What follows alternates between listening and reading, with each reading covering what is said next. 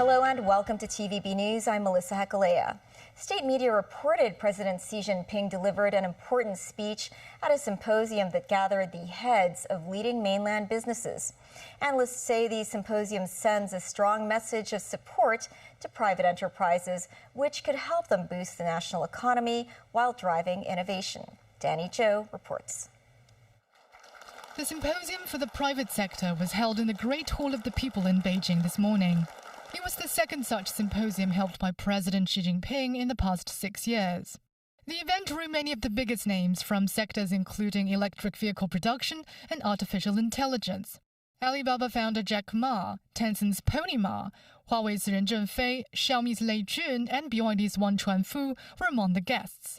Representatives from emerging tech firms such as DeepSeek, Unitree, and CATL were also in attendance. This comes with Chinese technology stocks recently soaring, fueled by the hype surrounding DeepSeek's AI model. Some experts said the meeting shows a clear reversal in the stance of the central government. They said Beijing is now sending a strong message of support to private enterprises, which could help them boost the national economy while driving innovation. Lao Xiukai, a consultant to the Chinese Association of Hong Kong and Macau Studies, said this would significantly buoy the development of private businesses and tech firms in the mainland. Lao indicated greater emphasis will be given to training local talent.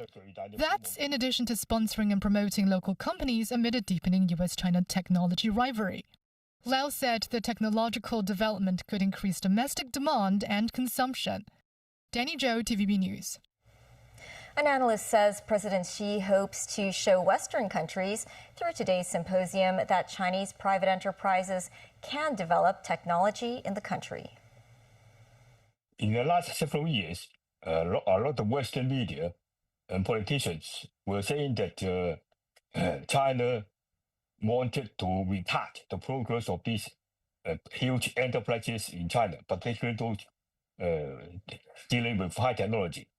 But what President Xi wants to tell the world is that China not only will not retard the progress of these huge companies, but instead will give them more opportunity to develop, and they allow them to participate in a more active manner in China's technological development, in China's modernization.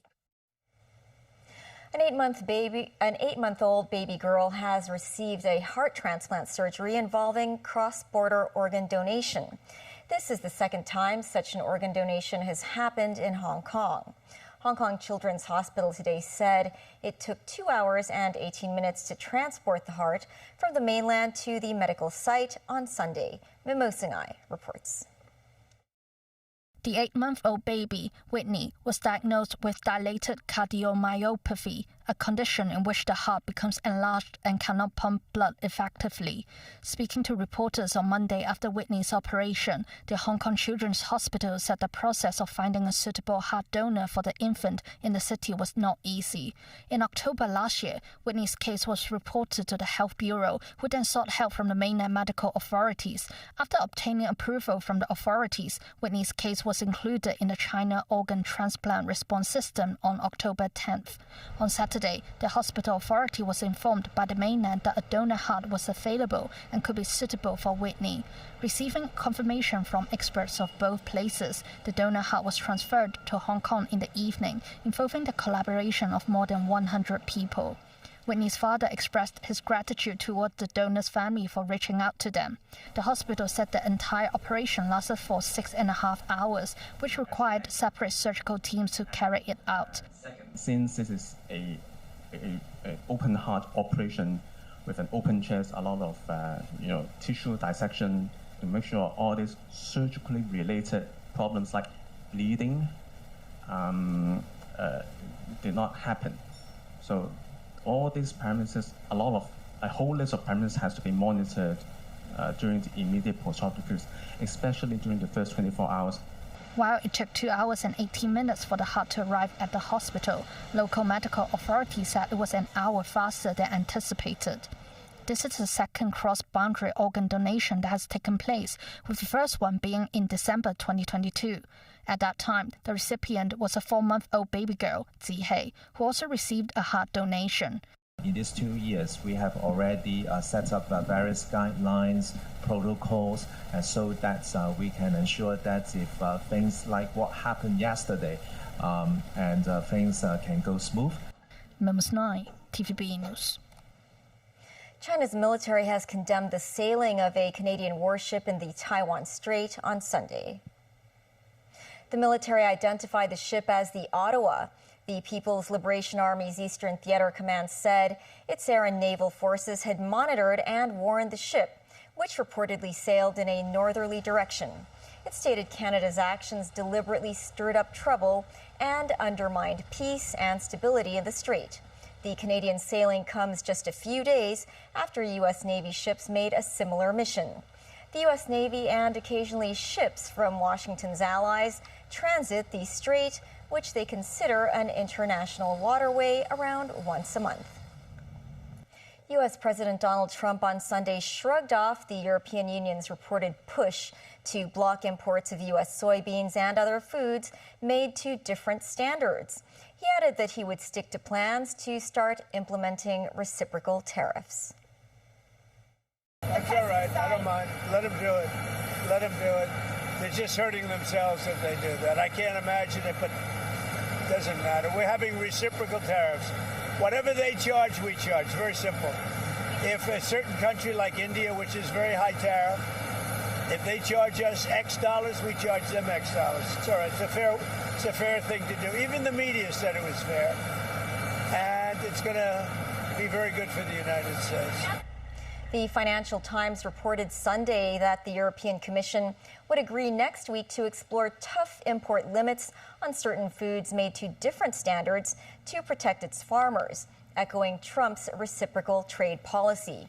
Early targets could include U.S. crops such as soybeans grown using pesticides that EU farmers are not allowed to use. A White House official responded that Trump was fighting for fair and reciprocal trade and would stand up for American farmers.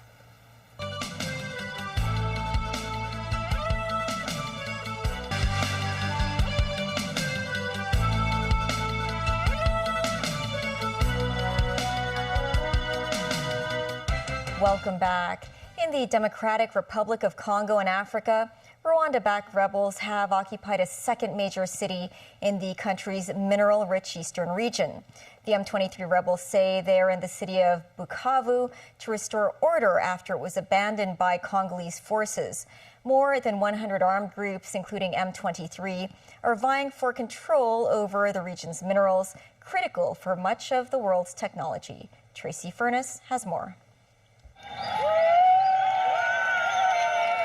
M23 fighters marched through the center of Bukavu, the second largest city of the Democratic Republic of Congo, early Sunday. Others arrived in military vehicles. The rebel group, backed by 4,000 troops from neighboring Rwanda, entered the outskirts of the city on Friday. The Congo River Alliance, a coalition of rebel groups that include M23, said in a statement that its fighters decided to assist the population of Bukavu to address security challenges under the old regime, the Congolese government. The rebels saw little resistance from government forces. Bernard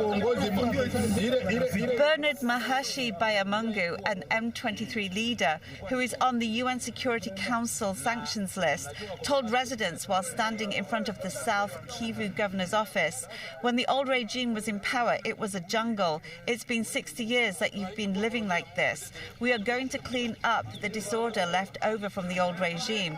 We know this will take time. If we work together, it's possible." This Bukavu resident said he felt reassured by Bayamungu's promises, which include lowering the price of gas and making food more accessible. There is a famine currently in the region. The rebels have been seeking to seize the commercial hub since taking the city of Goma in late January. Bukavu is around 101 kilometers south of Goma. The rebellion has killed at least 2,000 people in and around Goma and displaced hundreds of thousands of people, according to the UN. Tracy Furness, TVB News. The Consumer Council tested 14 dehumidifier models with a Grade 1 energy label, and several models met only Grade 2 standards. The energy labels follow a scale of grades 1 to 5, with Grade 1 being the most energy efficient. Timothy Lee reports. Since the start of spring, some residents have been using their dehumidifiers to combat the rising humidity in the city. The Consumer Council and the Electrical and Mechanical Services Department earlier led a joint effort to test 14 compressor-type dehumidifiers. One Mitsubishi model had the worst performance and suffered a significant decline in quality after being fitted with high-efficiency particulate air filters, or GPA, having a capacity of just 1.59 liters per kilowatt-hour, which is 50% lower than that of the top-performing carrier model. A model under the MRFlex brand performed only at Grade 2 energy efficiency levels, despite displaying a Grade 1 label. However, Consumer Council Chief Executive Gilly Wong stressed the watchdog does not believe manufacturers engage in deceptive practices and urged relevant companies to promptly improve the quality of the products. Meanwhile, the worst-performing dehumidifiers could result in users paying an extra 54% in electricity bills when compared with their best-performing counterparts. The Consumer Council pointed out that the test results for the model's capacity differed by up to 70% between the manufacturers and standard test environments.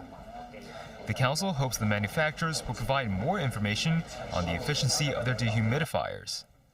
Timothy Lee, TVB News. Today is the 20th day of the first lunar month. Some villagers in the Santin and Lok Machau areas celebrated the Earth God Festival. As the land there is set to be resumed by the government, conservation groups have voiced concerns that such traditional customs may be at risk. Samantha Lee has the story.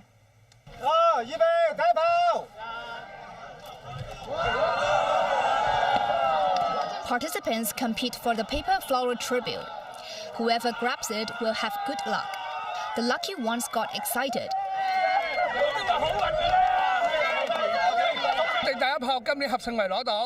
Mr. Learn said he was so happy to win on behalf of Hip Sing Wai. He wishes everyone good luck.